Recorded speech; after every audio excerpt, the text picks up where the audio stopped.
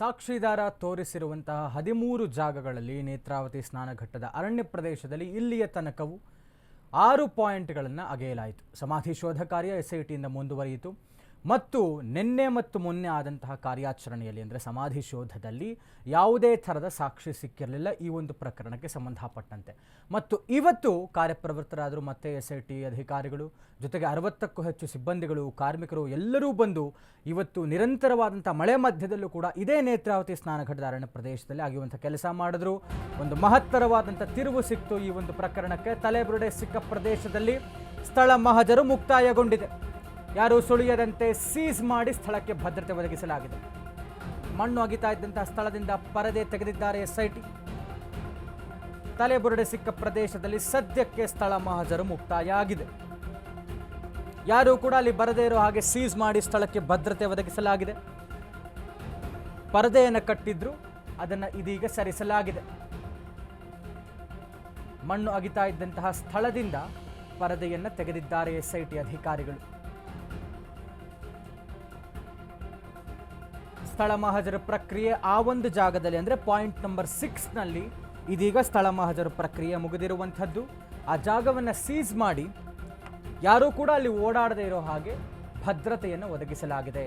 ಮತ್ತು ಇಷ್ಟು ಹೊತ್ತು ಅಲ್ಲಿ ನಾವು ನೋಡ್ಬೋದು ನಮ್ಮ ಸ್ಕ್ರೀನ್ನಲ್ಲಿ ಪರದೆಯನ್ನು ಕಟ್ಟಿದ್ರು, ಯಾರಿಗೂ ಕಾಣದೇ ಇರುವಂತಹ ಹಾಗೆ. ಆ ಪರದೆಯನ್ನು ಇದೀಗ ಸರಿಸುವಂತಹ ಕೆಲಸವನ್ನು ಮಾಡಿದ್ದಾರೆ. ಇಷ್ಟು ಹೊತ್ತು ಎಷ್ಟು ಆಳ ಅಗಿತಾ ಇದ್ರು, ಅದರ ಆಚೆ ಈಚೆನೂ ಅಗದ್ರು.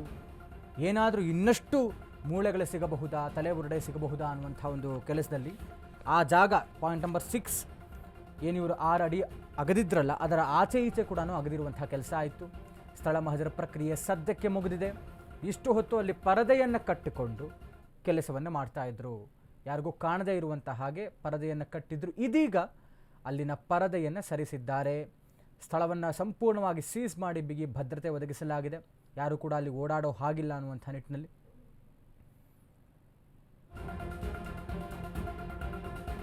ಆರನೇ ಪಾಯಿಂಟ್ನಲ್ಲಿ ಸಿಕ್ಕಿದ್ದು ಒಂದೆರಡು ಮೂಳೆಗಳಲ್ಲ, ತಲೆಬುರುಡೆ ಮಾತ್ರವಲ್ಲ 7-8 ಮೂಳೆ ಸಿಕ್ಕಿರುವಂಥ ಮಾಹಿತಿ ಸಿಗ್ತಾ ಇದೆ. ಕೈ, ಕಾಲು, ತಲೆಬುರುಡೆ ತುಂಡು ಪತ್ತೆಯಾಗಿರುವಂಥ ಮಾಹಿತಿ ಬರ್ತಾ ಇದೆ. 6ನೇ ಪಾಯಿಂಟ್ನಲ್ಲಿ ದೇಹದ ವಿವಿಧ ಭಾಗದ ಮೂಳೆಗಳು ಪತ್ತೆಯಾಗಿದೆ. ಬರೀ ಒಂದೆರಡು ಮೂಳೆ ಸಿಕ್ಕಿಲ್ಲ. 6th ಪಾಯಿಂಟ್ನಲ್ಲಿ ತಲೆಬುರುಡೆ ಅಷ್ಟೇ ಅಲ್ಲ, 7-8 ಮೂಳೆ ಸಿಕ್ಕಿರುವಂಥ ಮಾಹಿತಿ ಬರ್ತಾ ಇದೆ. ಕೈ, ಕಾಲು, ತಲೆಬುರುಡೆ ತುಂಡು ಪತ್ತೆಯಾಗಿರುವಂಥ ಮಾಹಿತಿ ಇದೆ. ದೇಹದ ವಿವಿಧ ಭಾಗದ ಮೂಳೆಗಳು 6th ಪಾಯಿಂಟ್ನಲ್ಲಿ ಪತ್ತೆಯಾಗಿರುವಂಥದ್ದು. ಮೊದಲಿಗೆ ಪ್ರಾರಂಭಿಕ ಹಂತದಲ್ಲಿ 6ನೇ ಪಾಯಿಂಟ್ನ ಅಗಿತಾ ಹೋದಾಗ ಇವರಿಗೆ ಸಿಕ್ಕಂಥದ್ದು ಒಂದು ಮೂಳೆ, ತದನಂತರದಲ್ಲಿ ತಲೆಬುರುಡೆ, ಅದಾದ ಮೇಲೆ ಸಿಕ್ಕಂಥದ್ದು ಅಸ್ಥಿಪಂಜರ. ಇದೀಗ ಬರ್ತಾ ಇರುವಂಥ ಮಾಹಿತಿ ಪ್ರಕಾರ ಪೊಲೀಸರೇ ತಿಳಿಸ್ತಾ ಇರುವಂಥದ್ದು 7ರಿಂದ 8 ಮೂಳೆಗಳು ಪತ್ತೆಯಾಗಿವೆ, ದೇಹದ ವಿವಿಧ ಭಾಗದ ಮೂಳೆಗಳು ಪತ್ತೆಯಾಗಿರುವಂಥದ್ದು ಅಂತ. ಅದನ್ನು ಈಗಾಗಲೇ ಅವರು ಕವರ್ಸ್ನಲ್ಲಿ ಸೀಸ್ ಮಾಡಿ ಪ್ಯಾಕ್ ಮಾಡಿ FSL ವೈದ್ಯಕೀಯ ಪರೀಕ್ಷೆಗೆ ಕಳುಹಿಸಿಕೊಡಲಾಗಿದೆ. ಜಾಗವನ್ನು ಇಷ್ಟು ಹೊತ್ತು ಅವರು ಪರದೆಯನ್ನು ಕಟ್ಟಿ ಸ್ಥಳ ಮಹಜರನ್ನು ಮಾಡ್ತಾ ಇದ್ರು. ಯಾಕೆಂತ ಹೇಳಿದ್ರೆ ಬರೀ ಅದೊಂದೇ ಜಾಗ ಅಲ್ಲ, ಸ್ವಲ್ಪ ಆಚೀಚೆ ಮಾಡಿದ್ರೆ ಏನಾದ್ರು ಸಿಗಬಹುದು, ಪ್ರಾಕೃತಿಕ ಬದಲಾವಣೆಗಳಲ್ಲಿ ಏನು ಬೇಕಾದರೂ ಆಗಿರಬಹುದು ಅನ್ನುವಂಥ ನಿಟ್ಟಿನಲ್ಲಿ ಇಷ್ಟು ಹೊತ್ತು ಪರದೆಯನ್ನು ಕಟ್ಕೊಂಡು ಸ್ಥಳ ಮಹಜರ ಪ್ರಕ್ರಿಯೆ ಮಾಡ್ತಾ ಇದ್ರು. ಮಿನಿ ಹಿಟಾಚಿಯನ್ನು ಬಳಸಿಕೊಂಡು ಕಾರ್ಯಾಚರಣೆಯನ್ನು ಮಾಡ್ತಾ ಇದ್ರು. ಈಗ ಸದ್ಯಕ್ಕೆ ಸ್ಥಳ ಮಹಜರ ಪ್ರಕ್ರಿಯೆ ಮುಗೀತು.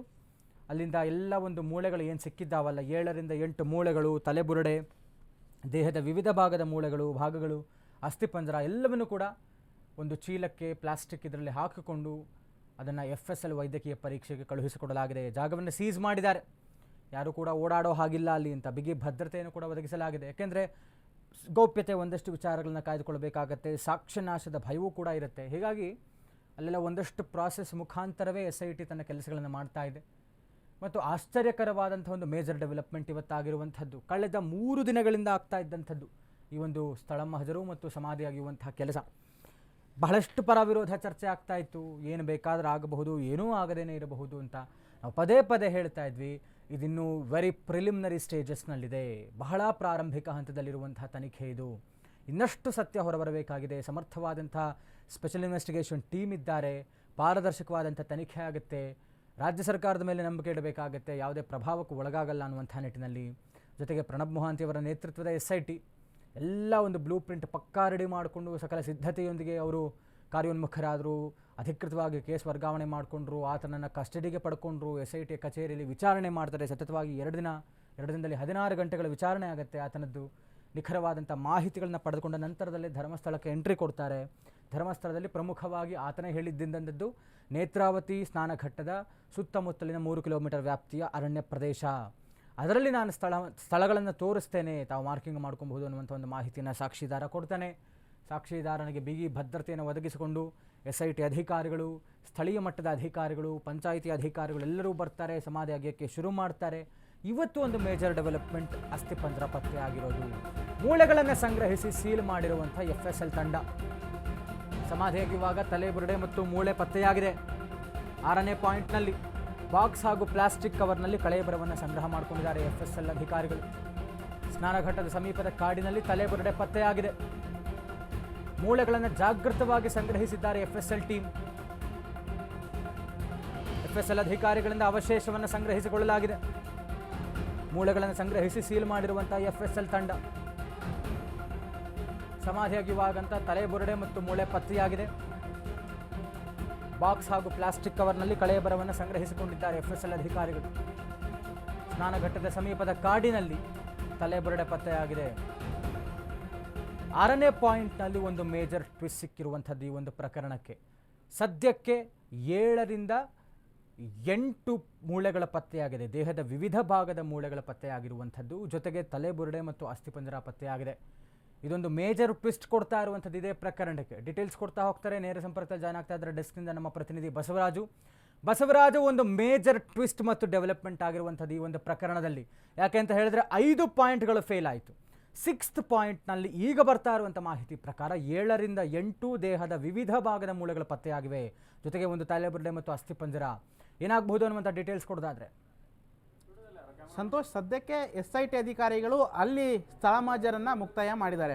ಪ್ರಮುಖವಾಗಿ ಇವತ್ತು ಬೆಳಗ್ಗೆ ಅವರು ಆ 5ನೇ ಪಾಯಿಂಟ್ನಲ್ಲಿ ಅಗಿಯುವಂಥ ಕೆಲಸವನ್ನು ಮಾಡಿದ್ರು. ಸರಿಸುಮಾರು 1:30-2 ಗಂಟೆ ಒಳಗಾಗಿ ಕೆಲವೊಂದಿಷ್ಟು ಮೂಳೆಗಳು ಸಿಕ್ಕ ನಂತರವಾಗಿ ಅದನ್ನು ಇನ್ನಷ್ಟು ಅಗಿದಂಥ ಸಂದರ್ಭದಲ್ಲಿ ಅಲ್ಲಿ ತಲೆಬುರುಡೆಗೆ ಸಂಬಂಧಪಟ್ಟಂತೆ ಮತ್ತೆ 2 ಮೂಳೆಗಳು ಕೂಡ ಸಿಕ್ಕಿದಾವೆ ಅನ್ನುವಂಥ ಮಾಹಿತಿ ಸದ್ಯಕ್ಕೆ ಸಿಗ್ತಾ ಇರುವಂಥದ್ದು. ಹಾಗಾಗಿ ಅಲ್ಲಿ FSL ಅಧಿಕಾರಿಗಳನ್ನ ಕರೆಸಿರುವಂಥದ್ದು, ಮತ್ತು ಅಲ್ಲಿಯ ಸ್ಥಳೀಯ ಮಣಿಪಾಲ್ ಆಸ್ಪತ್ರೆಯ ವೈದ್ಯರನ್ನು ಕರೆಸಿ ಅವೆಲ್ಲವನ್ನು ಕೂಡ ಸೀಲ್ ಮಾಡಿ ಈಗಾಗಲೇ ಕೂಡ ಆಸ್ಪತ್ರೆಗೆ ಕಳಿಸಿರುವಂಥದ್ದು. ಅದಾದ ನಂತರವಾಗಿ FSLಗೆ ಕಳಿಸುವಂಥ ಎಲ್ಲ ಸಿದ್ಧತೆಗಳನ್ನು ಕೂಡ ಈಗಾಗಲೇ SIT ತಂಡ ಮಾಡಿಕೊಂಡಿರುವಂಥದ್ದು. ಸದ್ಯಕ್ಕೆ ಈಗಾಗಲೇ ಅಲ್ಲಿ ಶ್ವಾನದಳ ಮತ್ತು ಅಲ್ಲಿ ಪೊಲೀಸರು ಕೂಡ ಎಲ್ಲ ರೀತಿಯಾದಂಥ ಸ್ಥಳಮಾಜರನ್ನು ಮಾಡುವಂಥ ಕೆಲಸವನ್ನು ಕೂಡ ಮಾಡಿದ್ದಾರೆ. ಇನ್ನೇನು ಸ್ವಲ್ಪ ಬ್ರೇಕ್ ಕೊಟ್ಟು ತದನಂತರವಾಗಿ ಮುಂದಿನ ಪಾಯಿಂಟ್ಗೆ ಹೋಗುವಂಥ ಸಾಧ್ಯತೆ ಕೂಡ ಹೆಚ್ಚಿರುವಂಥದ್ದು. ಮತ್ತೆ ಇದೇ ಪಾಯಿಂಟ್ನಲ್ಲಿ ಬಂದು ಸಾಕಷ್ಟು ಅಕ್ಕಪಕ್ಕ ಹುಡುಕಾಡುವಂಥದ್ದು, ಇನ್ನಷ್ಟು ಮೂಳೆಗಳೇನಾದರೂ ಸಿಗುತ್ತಾ, ಅಸ್ಥಿ ಪಂಜರಗಳೇನಾದರೂ ಸಿಗುತ್ತಾ ಅನ್ನುವಂಥ ನಿಟ್ಟಿನಲ್ಲಿ ಅಗಿಯುವಂಥ ಕೆಲಸವನ್ನು ಕೂಡ ಮಾಡುವಂಥ ಸಾಧ್ಯತೆ ಇರುವಂಥದ್ದು. ಆದರೆ ಸದ್ಯಕ್ಕೆ ಅಲ್ಲಿ SIT ಅಧಿಕಾರಿಗಳು ಎಲ್ಲ ರೀತಿಯಾದಂಥ ಕಾರ್ಯಾಚರಣೆಯನ್ನು ಮುಗಿಸಿ ಅಲ್ಲಿ ಸಿಗ್ತಾ ಇರುವಂಥ ಅನಾಮಿಕ ವ್ಯಕ್ತಿ ಜೊತೆಗೆ ಡಿಸ್ಕಷನ್ ಮಾಡಿ ಇನ್ನೂ ಆಳವಾಗಿ ಅಗಿಬೇಕಾ ಮತ್ತು ಅಕ್ಕಪಕ್ಕ ಅಗಿಬೇಕಾ ಅನ್ನುವಂಥ ಮಾಹಿತಿಯನ್ನು ಕಲೆಕ್ಟ್ ಮಾಡಿಕೊಂಡು ಆತ ಹೇಗೆ ಹೇಳ್ತಾನೆ ಅದೇ ರೀತಿಯಾಗಿ ಮುಂದುವರಿತಾರೆ. ಯಾಕಂದ್ರೆ ಈ ಸದ್ಯಕ್ಕೆ ಈ ಪ್ರಕರಣದಲ್ಲಿ ಮಹತ್ವದ ಟ್ವಿಸ್ಟು ಮತ್ತು ಮಹತ್ವದ ಸಾಕ್ಷಿ, ಮಹತ್ವದ ಎವಿಡೆನ್ಸ್ಗಳು ಸಿಕ್ಕಿರುವಂಥದ್ದು. ಹಾಗಾಗಿ ಅನಾಮಿಕ ವ್ಯಕ್ತಿ ಯಾವ ರೂಟ್ನಲ್ಲಿ ಇರ್ತಾನೆ, ಅನಾಮಿಕ ವ್ಯಕ್ತಿ ಎಲ್ಲಿ ಅಗಿ ಅಂತ ಹೇಳ್ತಾನೆ, ಅದನ್ನೆಲ್ಲವನ್ನ ಕೂಡ SIT ಅಧಿಕಾರಿಗಳು ಮಾಡಿದ್ದಾರೆ. ಯಾಕಂದ್ರೆ ಮುಂದೊಂದು ದಿವಸಗಳ ಕಾಲ ಅನಾಮಿಕ ವ್ಯಕ್ತಿ ಬಂದು ನಾನು ಹೇಳಿದ ಕಡೆ SIT ಅಧಿಕಾರಿಗಳು ಅಗ್ದಿಲ್ಲ, ನಾನು ಗುರುತು ಮಾಡಿರುವಂಥ ಸ್ಥಳದಲ್ಲಿ ಸರಿಯಾದ ರೀತಿಯಲ್ಲಿ ಅವರು ಪರಿಶೀಲನೆ ಮಾಡಿಲ್ಲ ಅನ್ನುವಂಥ ಆರೋಪ ಮಾಡುವಂಥ ಸಾಧ್ಯತೆ ಇರುವಂಥದ್ದು. ಹಾಗಾಗಿ ಅನಾಮಿಕ ವ್ಯಕ್ತಿ ಯಾವ ಸ್ಥಳದಲ್ಲಿ ಇರಲಿ ಆ ಸ್ಥಳದಲ್ಲಿ ಅಗಿಯುವಂಥ ಕೆಲಸವನ್ನು SIT ಅಧಿಕಾರಿಗಳು ಮಾಡಲಿದ್ದಾರೆ. ಸದ್ಯಕ್ಕೆ 5ನೇ ಪಾಯಿಂಟ್ ಏನಿದೆ, 6ನೇ ಪಾಯಿಂಟ್ ಏನಿದೆ, 6ನೇ ಪಾಯಿಂಟ್ನಲ್ಲಿ ಎಲ್ಲ ರೀತಿಯಾದಂಥ ಅಗಿಯುವ ಕೆಲಸಗಳು ಮುಕ್ತಾಯ ಆಗಿರುವಂಥದ್ದು. ಅಲ್ಲಿ ಕೂಡ ಸಂಬಂಧಪಟ್ಟಂತೆ ಈಗಾಗಲೇ ಸ್ಥಳಮಾಜರನ್ನು ಮಾಡುವಂಥ ಕೆಲಸವನ್ನು ಕೂಡ ಈಗಾಗಲೇ SIT ಅಧಿಕಾರಿಗಳು ಪೂರ್ಣಗೊಳಿಸಿರುವಂಥದ್ದು. ಸಂತೋಷ್. ಬಸವರಾಜು, ಇದು ಒಂದು ರೀತಿಯಾದಂಥ ಸೂಕ್ಷ್ಮವಾದಂತಹ ಪ್ರಕರಣ. ಯಾಕೆಂತಂದರೆ ನಾವು ಹೇಳ್ತಾ ಇದ್ವಿ, ಆಗ್ಲಿಂದ ಮಾತಾಡಿದವರು ಹೇಳ್ತಾ ಇದ್ರು, ಇದು ಇನ್ನೂ ಪ್ರಾರಂಭಿಕ ಹಂತದಲ್ಲಿದೆ. ಯಾಕೆಂತಂದರೆ 5 ಏನು ಪಾಯಿಂಟ್ಗಳು ಫೇಲ್ ಆಯಿತು, ಆವಾಗ ಎಷ್ಟೋ ಜನ, ಯಾಕೆಂದರೆ ಈ ವಿಚಾರದಲ್ಲಿ ಪರಾವಿರೋಧ ಚರ್ಚೆ ಬಹಳಷ್ಟಿದೆ, ಏನೋ ಆಗೇ ಇಲ್ಲ, ಇದು ಸುಳ್ಳು ಆರೋಪ ಅನ್ನುವಂಥದ್ದು ಒಂದು ಕಡೆ ಮಾತಾಡ್ತಾ ಇದ್ರು. ಮತ್ತು ಜೊತೆಗೆ ಇವತ್ತಿಗೆ ಏನೋ ಒಂದು ಸಿಕ್ಕಾಕ್ಷಣಕ್ಕೆ ಏನೋ ಆಗ್ಬಿಡುತ್ತೆ ಅಂತ ಹೇಳೋಕ್ಕಾಗೋದಿಲ್ಲ ಅಲ್ವಾ ಅಂತ. ಸಂತೋಷ್, ಇದೊಂದು ಲಾಂಗ್ ಪ್ರೊಸೆಸ್ ಇರುವಂಥದ್ದು. ಯಾಕಂದರೆ FSL ಇಂದ ವರದಿ ಬರಬೇಕಾಗಿರುವಂಥದ್ದು, ಆ ಮೂಳೆಗಳು ಯಾರ್ದು, ಅಲ್ಲಿ ಸಿಕ್ಕಿರುವಂಥ ಅಸ್ಥಿಪಂಜರ ಯಾರ್ದು, ಯಾವ ಇಸ್ವಿಯಲ್ಲಿ ಅವರು ಡೆತ್ ಆಗಿದ್ರು, ಯಾವ ಕಾರಣಕ್ಕೋಸ್ಕರವಾಗಿ ಅವರು ಡೆತ್ ಆಗಿದ್ರು ಅನ್ನೋದ್ರ ಬಗ್ಗೆ ಇನ್ ಡೀಟೇಲ್ ಆಗಿ ಅದು FSL ಅವರ ವರದಿಯ ಬಂದ ನಂತರವಾಗಿ ಅಧಿಕಾರಿಗಳಿಗೆ ಗೊತ್ತಾಗುವಂಥದ್ದು. ಆದರೆ ಈ ಸದ್ಯಕ್ಕೆ ಜನರಲ್ಲಿ ಕುತೂಹಲ ಇರುವಂಥದ್ದು, ಅನಾಮಿಕ ವ್ಯಕ್ತಿ ತೋರಿಸಿರುವಂತಹ ಸ್ಥಳದಲ್ಲಿ ಅಸ್ಥಿ ಪಂಜರಗಳಾಗಿರ್ಬೋದು, ಯಾವುದಾದ್ರೂ ಶವಗಳ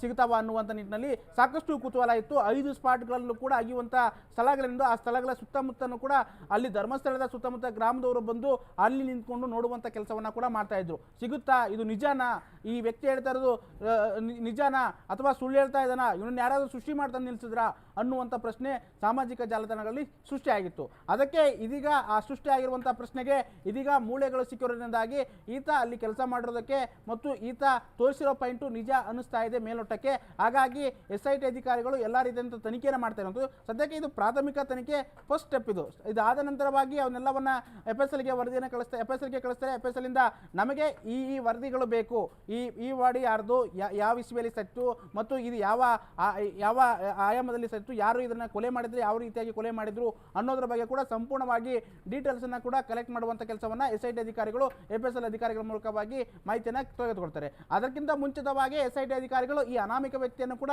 ಕ್ರಾಸ್ ಎಕ್ಸಾಮಿನೇಷನ್ ಮಾಡ್ತಾರೆ. ಯಾಕಂದ್ರೆ ಈ ವ್ಯಕ್ತಿ ಯಾವ ಇಸ್ವಿಯಲ್ಲಿ ಇಲ್ಲಿ ಊತ ಹಾಕಿದ್ದ ಮತ್ತು ಯಾರು ಆ ಮಹಿಳೆ ಆಗಿದ್ರೆ ಯಾರು ಆ ಮಹಿಳೆ, ಯಾವ ಸ್ಥಿತಿಯಲ್ಲಿ ಇದ್ದು ಊತ ಹಾಕುವಂತ ಸಂದರ್ಭದಲ್ಲಿ ಪುರುಷ ಆಗಿದ್ರೆ ಆ ಪುರುಷ ಯಾರು, ಯಾವ ಸ್ಥಿತಿಯಲ್ಲಿ ಊತ ಹಾಕಿದ್ರು, ಅವನನ್ನ ಕೊಲೆ ಮಾಡಲಾಗಿತ್ತ ಅಥವಾ ಅಸಹಜದಿಂದ ಸಾವನ್ನಪ್ಪಿದ್ನ ಅನ್ನೋದರ ನಿಟ್ಟಿನಲ್ಲಿ ಕೂಡ ತನಿಖೆಯನ್ನು ಮುಂದುವರಿಸಿರುವಂಥದ್ದು.